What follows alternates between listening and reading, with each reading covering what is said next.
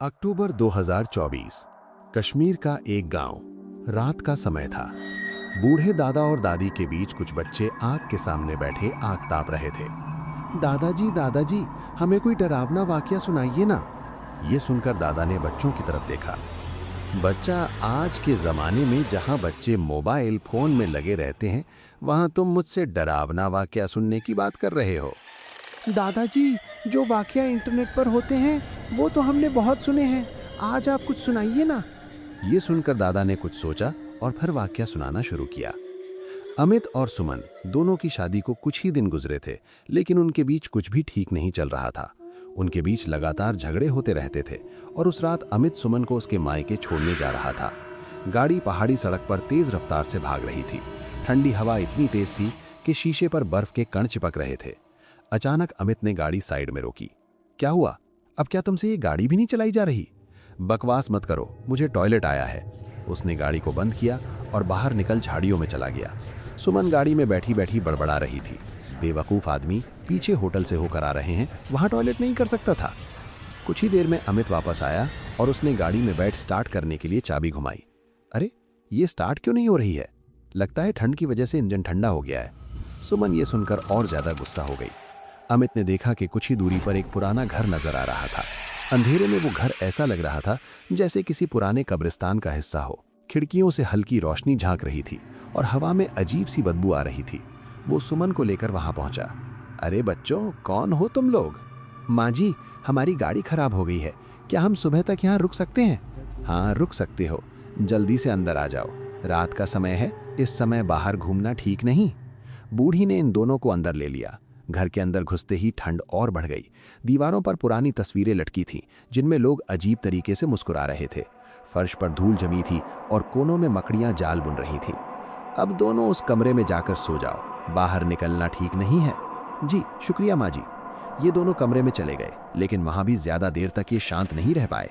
ये सब तुम्हारी वजह से हुआ है। अगर तुम सूसू करने नहीं रुकते ना, तो गाड़ी भी ठंडी नहीं पड़ती। अमित ने भी उसे जवाब दिया और दोनों में बहस बढ़ गई। बूढ़ी तब तक सो गई थी। अमित उसी समय घर से निकल गया।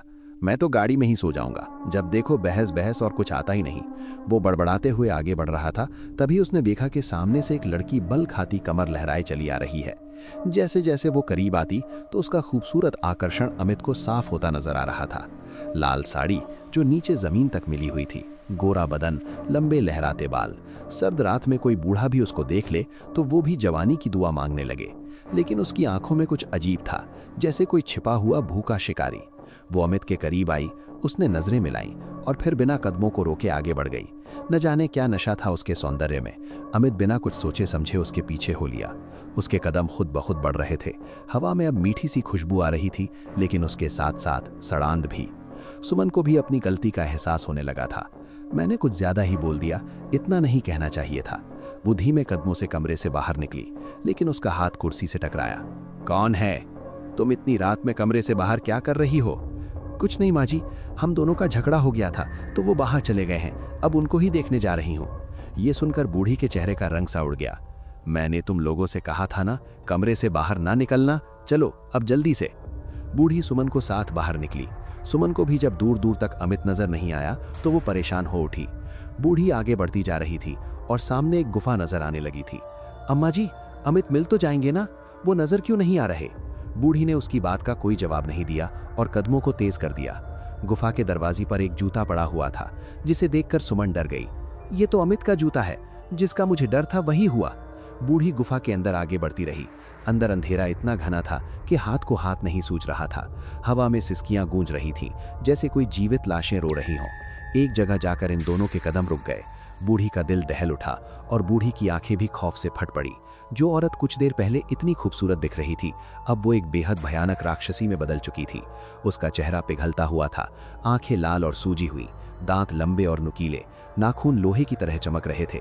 उसके मुंह से खून टपक रहा था और अमित का शरीर उसके पैरों के पास पड़ा था। अमित की गर्दन पर गहरे घाव थे, खून बह रहा था। उसकी आंखें खुली हुई थीं, लेकिन जान निकल चुकी थी। दादाजी, वो भयानक राक्षसी कौन थी? अब दादा ने गला साफ किया और अगला वाकया सुनाना शुरू किया। अर्जुन और करण दोनों कश्मीर में अपने दोस्त विकास से मिलने और घूमने के इरादे से आए थे। बस स्टॉप पर रुकी तो वहां पहले से ही उनका दोस्त विकास खड़ा हुआ था। अरे विकास, कैसा है भाई? आ गए तुम लोग। बहुत याद किया यार मैंने तुमको। वो उन दोनों को अपने घर ले गया। विकास अपनी बीवी ऋतु के साथ रहता था। सभी ने साथ में डिनर किया और फिर अपनी पुरानी यादों को ताज़ा करते हुए बातें करने लगे। तीनों एक दूसरे से कई दिनों बाद मिले थे, इसीलिए देर रात तक ये बातें करते रहे। लेकिन उस रात घर के बाहर अजीब सी आवाज़ें आ रही थीं, जैसे कोई लंबे नाखून दीवार पर खरोच रहा हो। विकास ने कहा कि यहाँ पहाड़ी इलाकों में कभी कभी जंगली जानवर आ जाते हैं, लेकिन अर्जुन को लगा कि वो आवाज़ें इंसानी थीं। अगले दिन ये तीनों एक साथ घूमने निकले और पूरा दिन इन्होंने घूमने में ही निकाल दिया। लेकिन हर जगह कुछ अजीब लग रहा था। पेड़ों की छाया लंबी और विकृत लग रही थी, नदियों का पानी काला और ठंडा। स्थानीय लोग उन्हें देखकर चुप हो जाते थे। 3 दिनों तक घूमने के बाद तीसरी सुबह, यार तुम लोगों को छोड़कर जाने का मन तो नहीं कर रहा, लेकिन अब मुझे जॉब पर जाना ही पड़ेगा। 3 दिन से छुट्टी पर था ना। अरे हाँ भाई, तू जॉब पर जा, हमारी फिक्र मत कर। अरे हम तो खुद भी घूम लेंगे। अर्जुन और करण आज अकेले घूमने निकले और 4 बजे तक वापस घर आ गए। शाम के टाइम करण अर्जुन से बोला, अब अर्जुन, मैं ज़रा सिगरेट पीने जा रहा हूँ, तू चलेगा? अरे नहीं नहीं, तू ही जा भाई, मैं पहले ही थक गया हूँ। ये सुनकर करण घर से निकला। गली काफ़ी लंबी थी और दुकान बहुत दूर थी। वो तेज़ तेज़ कदमों के साथ रवाना हो गया। कितनी ठंड है यहाँ, ये लोग हमेशा यहाँ कैसे रहते हैं? जो लोग यहाँ रहते हैं उनको तो आदत डालनी ही होती है। उस आवाज़ को सुनकर करण ने सामने देखा। एक खूबसूरत लड़की जिसके लंबे बाल थे, उसने नीली लंबी साड़ी पहनी हुई थी, वो बस स्टॉप पर खड़ी थी। जी सही कहा आपने। इस पर लड़की ने कोई जवाब नहीं दिया। वैसे आपका नाम क्या है? क्यों, नाम जानकर आपको क्या करना है? तभी वहाँ एक बस आकर रुकी। वो लड़की मुस्कुराई और बस में चढ़ गई। करण वहीं खड़ा खड़ा रह गया। उसने जल्दी से मोबाइल में टाइम देखा, 6:30। हो सकता है ये कल भी यहाँ आए। अगले दिन करण 6 बजे ही बस स्टॉप पर पहुंचा और खड़ा हो गया। आज पहले ही यहाँ आ गया, आज तो उससे बात करने का मौका मिल ही जाएगा। तभी वही लड़की उसको सामने से आती हुई नजर आई और वो करण को देखकर मुस्कुराई, फिर स्टॉप पर आकर खड़ी हो गई। अब कैसी हैं आप? ओहो, आप तो आज भी हमारा नाम पूछने चले आए। देखिए, गलत नहीं समझना, लेकिन न जाने क्यों आपसे बात करने का मन करता है। अच्छा, बात करने का या दोस्ती करने का? ये सुनकर करण मुस्कुराने लगा। वैसे आपने कल मेरा नाम पूछा था ना? मेरा नाम निशा है। मेरा नाम करण है। वैसे आज मुझे कहीं नहीं जाना, मैं तो बस ये देखने आई थी कि आप मुझसे बात करने के लिए आते हैं या नहीं। ये कहकर वो मुस्कुराई और आगे बढ़ गई। करण भी मुस्कुराया और उसके साथ साथ चलते हुए बातें करने लगा। लड़की ने अपने बारे में ज्यादा कुछ नहीं बताया, लेकिन करण की जिंदगी के बारे में वो ज्यादा दिलचस्पी ले रही थी। करण भी उससे बातें करता हुआ आ गया था और वो उसके पीछे जंगलों में पहुंच गया। अरे, मैं यहाँ कैसे आ गया? मैं तो निशा के साथ था। वो उठा और घर पहुंचा। अब रात के 8 बज चुके थे। अब अगले 2 दिनों तक करण उसी समय स्टॉप पर पहुंचा और 2 दिनों तक लगातार उसके साथ ऐसा ही हुआ। उसे अब अपने अंदर कमजोरी भी महसूस हो रही थी। गर्दन के पीछे हल्का दर्द हो रहा था। नींद में अजीब सपने आ रहे थे। सपनों में वो खुद को गुफा में लटका हुआ देखता था। खून की नदियां बह रही थीं। इसलिए जब चौथे दिन वो निशा से मिला तो उसने उससे ये बात कह डाली, निशा, मुझे एक बात पूछनी थी।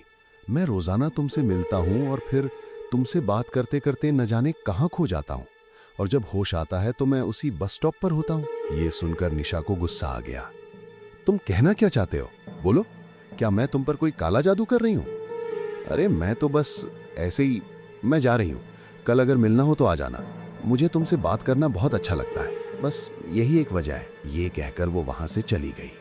उस रात डिनर के समय अर्जुन करण से बोला, अरे करण, तुझे क्या हो गया यार? तू कमजोर होता जा रहा है। रोजाना शाम को बिना बताए कहाँ चला जाता है और 2-3 घंटे पहले तू वापस भी नहीं आता। आखिर क्या चल रहा है? अरे अब तुम लोगों से क्या छिपाना। एक लड़की है, अब निशा मेरी दोस्त बन गई है। ओहो, तो लड़की का चक्कर है।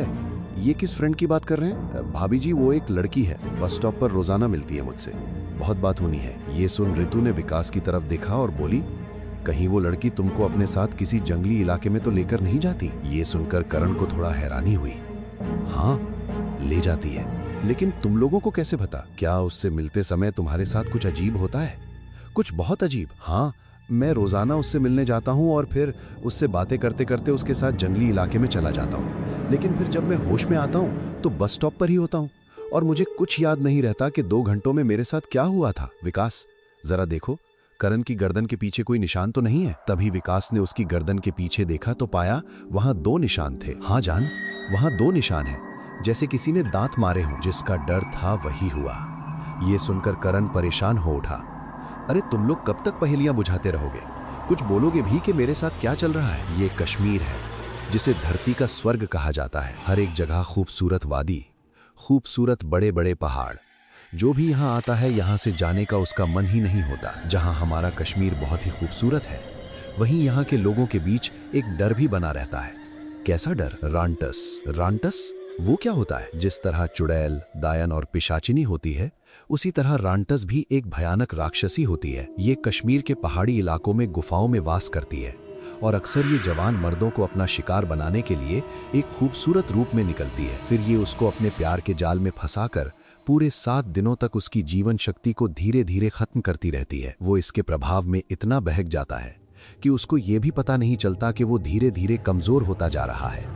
और फिर 7वें दिन ये उस आदमी को अपनी गुफा में ले जाती है और फिर वहां उसका अंत कर देती है। ये सुनकर विकास, अर्जुन और करण तीनों ही हैरान रह गए। मतलब वो मुझे भी खत्म कर देगी? नहीं, अब तू उसके पास नहीं जाएगा, इनको जाना होगा।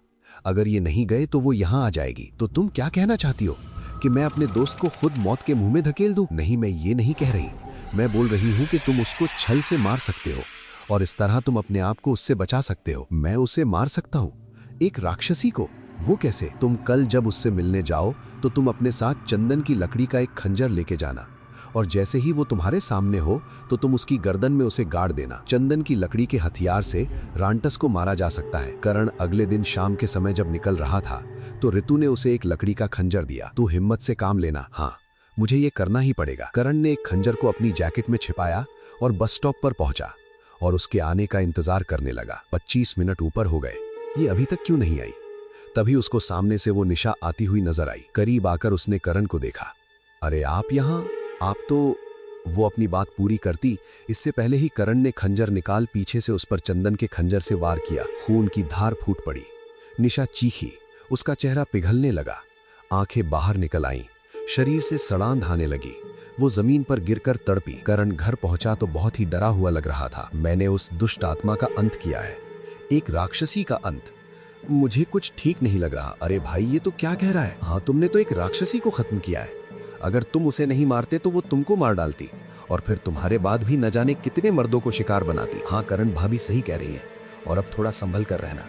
अब अगर कोई लड़की यहाँ तुमसे कहे कि उसे तुमसे बात करना बहुत अच्छा लगता है तो समझ जाना कि वो वही रांटस है। ये सुनकर करण सोच में पड़ गया और कुछ देर बाद, हाँ, मैंने सही किया है, बिल्कुल सही। मैं जरा एक सिगरेट पीकर आता हूँ। ये कहकर करण फिर से घर से निकल गया। बेचारा पहली बार आया है और पहली बार में ही इसके साथ ये सब हो गया। मुझे नहीं लगता अब ये कभी कश्मीर आना चाहेगा। करण कहीं 10 बजे घर लौटा।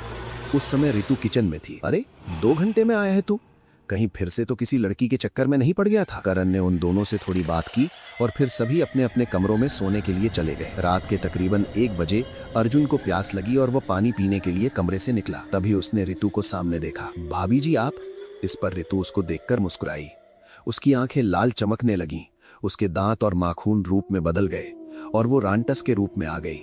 इससे पहले ही करण ने निकाल पीछे से उसको खंजर के भीतर से वार किया। वो बुरी तरह चीखने चिल्लाने लगी और जमीन पर गिरकर कसमसाने लगी और इन तीनों को हैरानी भरी निगाहों से देखने लगी। तुमको यही लग रहा है ना?